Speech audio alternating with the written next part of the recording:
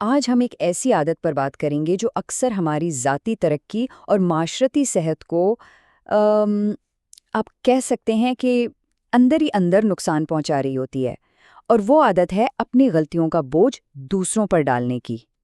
تو آئیے ذرا گہرائی میں جا کر دیکھتے ہیں کہ خود احتسابی کا راستہ اپنا کر ہم اس سے کیسے نکل سکتے ہیں۔ دیکھیے کتنی گہری بات ہے۔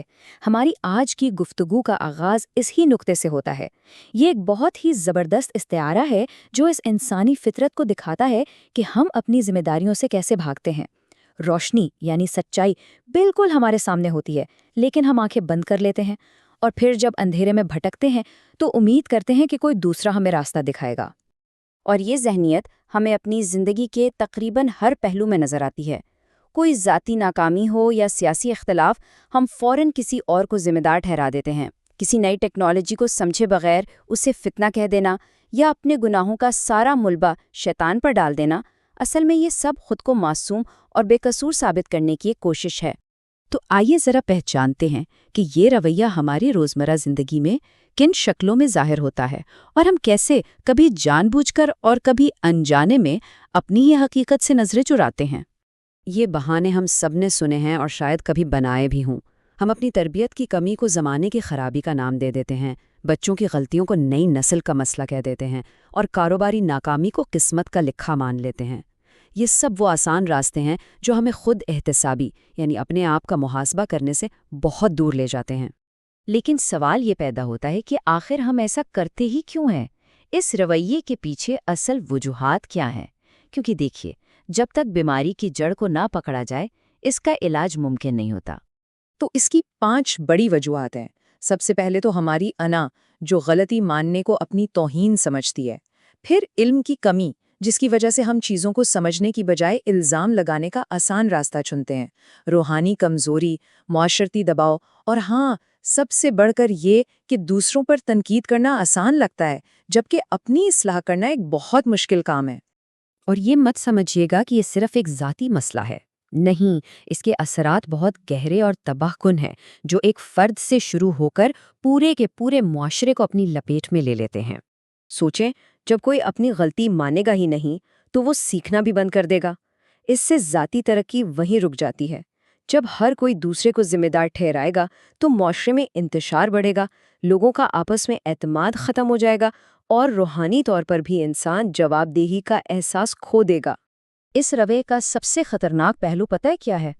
وہ ہے ایک دھوکہ، ایک وہم جس میں ہم مبتلا ہو جاتے ہیں کہ ہم کوئی بے عیب، کامل فرشتے ہیں، جبکہ حقیقت یہ ہے کہ ہم انسان ہیں، خطا کار، سیکھنے والے، اور ہر لمحہ اپنی اصلاح کے محتاج۔ لیکن اچھی خبر یہ ہے کہ اصلاح کا راستہ موجود ہے۔ یہ ایک سفر ہے، کوئی ایک دن کا عمل نہیں، بلکہ مسلسل جد و جہد کا نام ہے۔ تو چلیے اس کے عملی اقدامات کو دیکھتے ہیں۔ یہ 6 اقدامات ہمیں تبدیلی کی طرف لے جا سکتے ہیں۔ روزانہ خود احتسابی کی عادت، یہ ماننا کہ ہم غلط ہو سکتے ہیں، علم حاصل کرنا، اپنے کاموں کی ذمہ داری لینا، تنقید کو کھلے دل سے قبول کرنا اور عاجزی اختیار کرنا، یہی اصلاح کی بنیاد ہیں۔ پہلا اور سب سے اہم قدم ہے خود احتسابی۔ اس کا سیدھا سا مطلب ہے روزانہ خود سے کچھ ایماندارانہ سوال کرنا۔ آج مجھ سے کیا غلطی ہوئی؟ کیا میں نے کسی پر ناحق الزام لگایا؟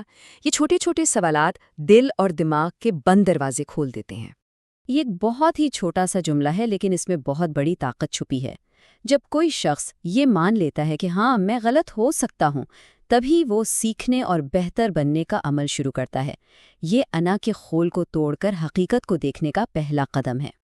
اب ہم اپنی گفتگو کے اختتام کی طرف بڑھ رہے ہیں، جہاں ہم آئینے کی ایک مثال کے ذریعے اس پوری بحث کا نچوڑ دیکھیں گے۔ ذرا تصور کریں کہ کوئی شخص آئینے کے سامنے کھڑا ہے اور کہہ رہا ہے آئینہ خراب ہے۔ وہ ایک کے بعد ایک آئینے بدلتا رہتا ہے، مگر تصویر وہی رہتی ہے۔ آخر کار اسے سمجھنا پڑتا ہے کہ مسئلہ آئینے میں نہیں بلکہ اس کے اپنے چہرے میں ہے۔ ہمارا حال بھی تو کچھ ایسا ہی ہے۔ تو پھر کمال کا راستہ کیا ہے؟